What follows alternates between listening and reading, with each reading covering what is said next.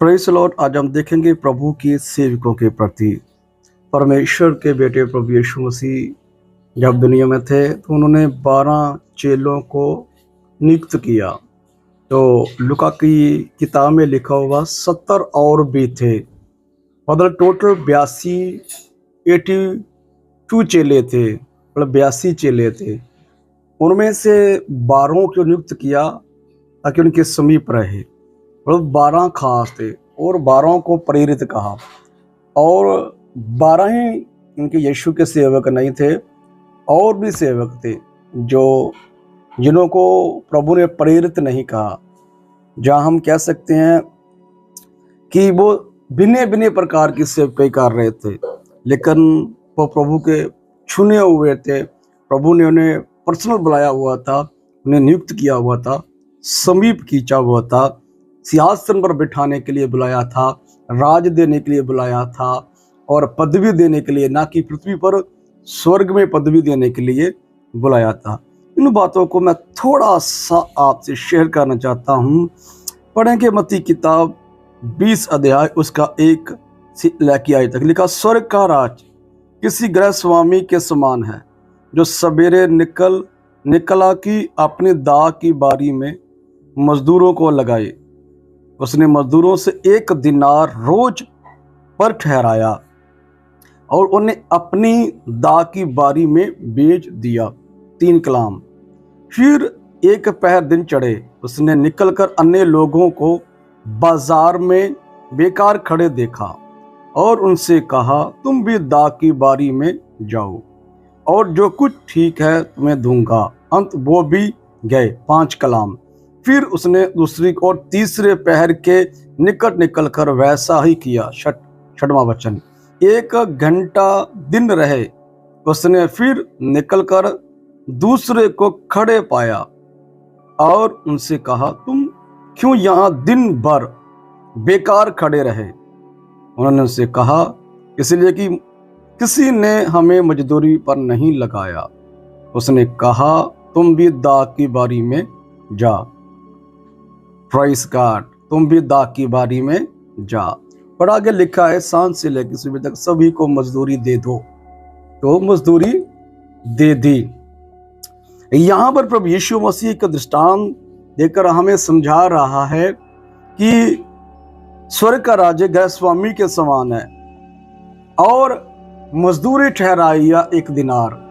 देखिए प्रियो, प्रभु ने यहाँ पर एक दृष्टांत देकर हमें समझा रहा है कि 1 रुपया मजदूरी है, दिहाड़ी है।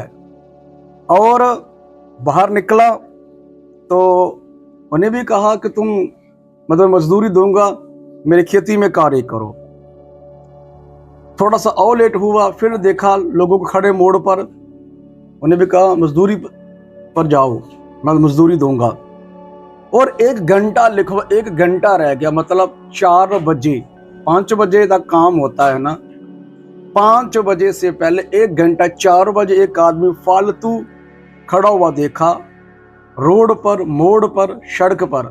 तो प्रभु कहता यूं ही खड़ा है, कहता किसी ने मुझे काम नहीं दिया, खड़ा हूं मैं, जा तो जब जा, मजदूरी दूंगा।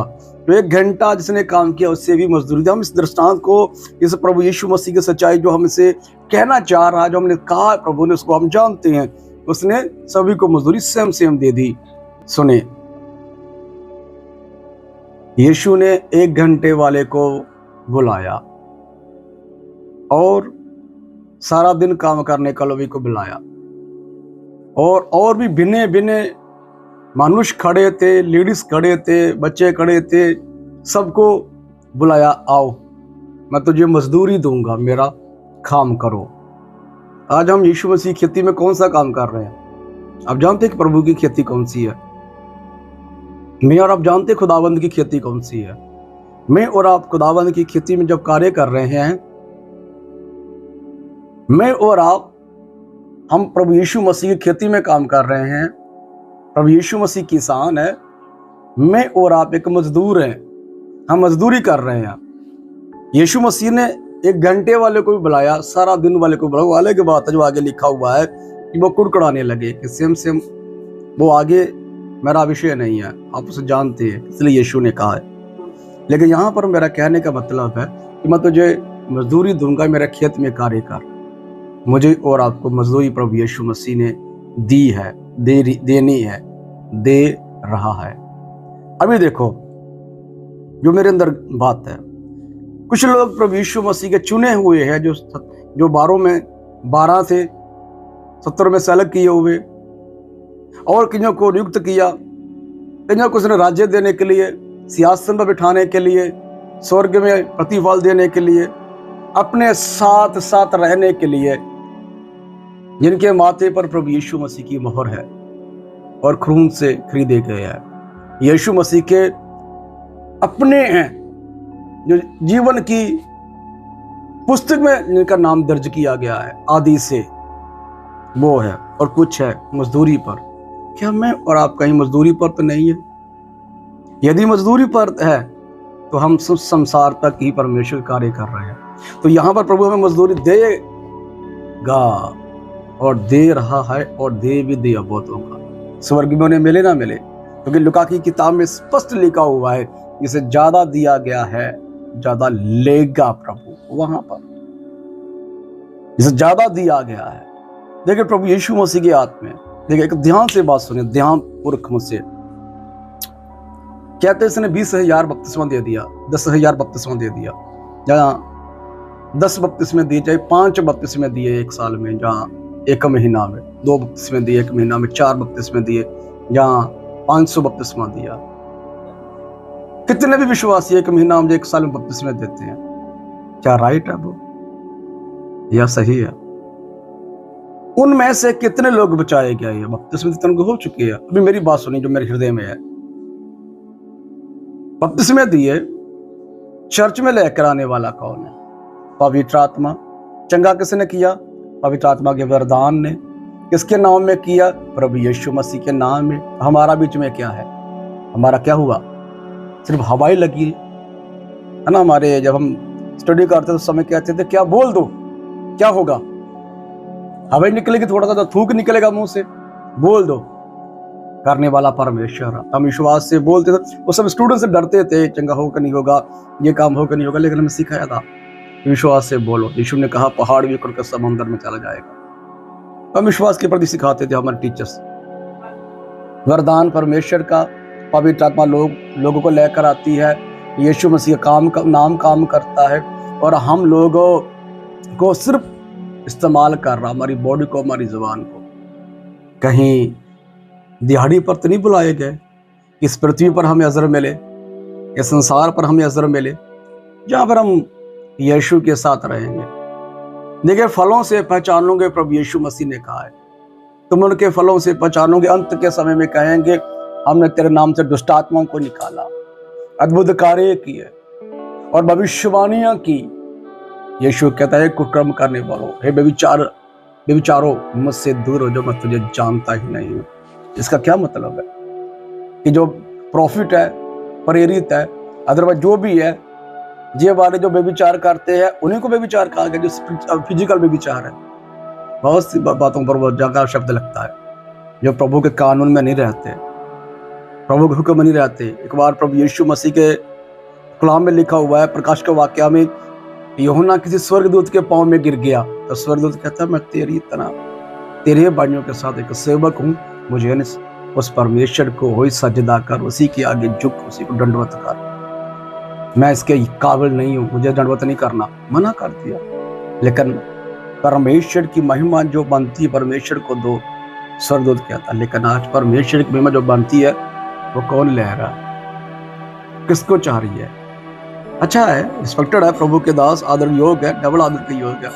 लेकिन जो प्रभु की महिमा है, प्रभु का जलाल है, लेकिन मैं ये कह रहा हूं कि जो स्वर्ग में मिलना है, कहीं ऐसा तो नहीं हम मजदूर हैं, दिहाड़ी पर बुलाए गए हैं। और दिहाड़ी को जो बुलाते हैं, रोटी का और पानी का और कपड़े का, अदरवाइज सारा दिन का जो कार्य होता है, जो जिम्मेवारी होता है, उस घर के मालिक की होती है।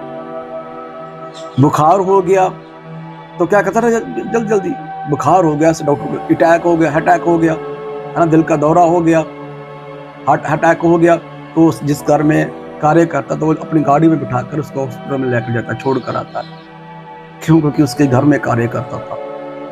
चाहे वो 1 साल के लिए कार्य करता हो, चाहे 6 महीने के लिए, चाहे 1 महीने के लिए, चाहे 1 सप्ताह के लिए कार्य करता हो, वो उसके घर में कार्य करता, क्योंकि मजदूर है। जहाँ पर ठेका लिया है, जहाँ पर खरीदा गया है, जैसे हम कहते हैं, पंजाबी में कहते हैं, जैसे आथड़ी रखा हुआ है, पक्का 1 साल के लिए खरीदा हुआ है, जैसे भैया को 1 साल के लिए खरीदते हैं। प्रभु ने ऐसा तो नहीं किया, ठेका तो नहीं दिया। देखिए, मैं ये कहना चाहता हूँ, कहीं मजदूर तो नहीं है, प्राइवेट तो नहीं है, प्राइवेट है जो सरकारी है, जहाँ पे बेटे और बेटियां हैं। प्राइवेट जॉब करते हैं, यीशु की सरकारी जॉब करते हैं, जहाँ पे यीशु मसीह के साथ हम यीशु की तरह कार्य करते हैं। जैसे लोग कहता है कि मैं सेवक बनकर आया हूँ, मैं दास बनकर आया हूँ, पृथ्वी पर सेवा करने आया हूँ, कराने नहीं आया। कि मैं क्या कहना चाहता हूँ, कहीं हमारी मजदूरी ये तो नहीं जो पृथ्वी पर हमें मिल चुकी है, बड़ा घर, बड़ी इज्जत, बड़ी धन दौलत वगैरह वगैरह वगैरह, जो हमें मिल रहा है, जो हमारे पास है, जो चाहिए, जो दे रहा है, प्रभु का धन्यवाद। लेकिन प्रभु की महिमा जहाँ मजदूर तो नहीं है, महिमा ले रहे हैं प्रभु की, खुदाबंद का जलाल रह रहे हैं। स्वर्गदूतों ने एक बार हमारा एक सेमिनार था 8 दिन का, तो सेमिनार में एक बात आ गया कि मूर्ति पूजा के प्रति। तो मैं आपसे लंबा समय नहीं बोलूंगा, मैं 1-2 बात बोलूंगा समझाने के लिए। मूर्ति पूजा बोला क्या है? मूर्ति पूजा वो है जो हम दर्शन सजाते हैं, सुपने सजाते हैं। तो मैंने बोला कि देखिए पास्टर जी, सर जी, हम लोग दर्शन सजाते हैं, मेरी सेवकें बड़ी हो, मेरे पास लोग ज़्यादा हो, मेरे पास वगैरह वगैरह हो। बोला ठीक है, ये दर्शन आपके अंदर है कि मेरा खुदावंद के लिए ये कार्य करना है, लेकिन ये दर्शन आप कह लेकर कार्य किसका है? प्रभु का है। तो वहाँ एक पॉइंट था, यदि हमारी हृदय में दर्शन है, हमें खुद की निजी में अमीर होना, अपनी इज्जत, अपनी शोभा, अपना धन दौलत, आप सुखी हो लेना, तो ये मूर्ति पूजा है, स्वार्थ है। और मतलब कि जब भी तो आपको बकवास लगा हुआ, नॉर्मल सा लगा हुआ, लेकिन उसने बाइबल से कुछ पॉइंट्स लेकर समझाया कि मूर्ति पूजा जो हमारा खुद का दर्शन भी होता है, निजी पर्सनल दर्शन भी होता है, मूर्ति पूजा के बराबर है। इतना डीपली लोग जो बाइबल के पंडित लोग इतना डीपली प्रभु की आराधना करते हैं, उसको मानकर मूर्ति पूजा से दूर रहते हैं। एक दर्शन सजाया भी हुआ है, तो उस दर्शन में प्रभु यीशु का है कार्य, जहाँ मेरा अपना पर्सनल कार्य है। जब मैं आपको छोटा सा पॉइंट बोला, वो भी एक मोटा सा, पता नहीं समझ लगा कि नहीं लगा आपको, लेकिन मुझे समझ में लगा, क्योंकि मैं 8 दिन का सेमिनार में था। इतने डीपली लोग यीशु के साथ चलते हैं कि नॉर्मल सा ये हमारा जो दर्शन है, वो भी दर्शन हमारे स्वार्थ के लिए है, धनी होने के लिए, सौखा होने के लिए, आजाद होने के लिए, तो वो दर्शन मूर्ति पूजा है। मैं क्या कहना चाहता हूँ, मजदूर हैं, वो किसान है, हम मजदूर हैं, दिहाड़ी पर बुलाए गए हैं, 1 घंटे के लिए बुलाए गए हैं या 2 घंटे के लिए। वो बादलों पाने वाला भी, कुछ लोग अभी भी सेवक बने, है ना।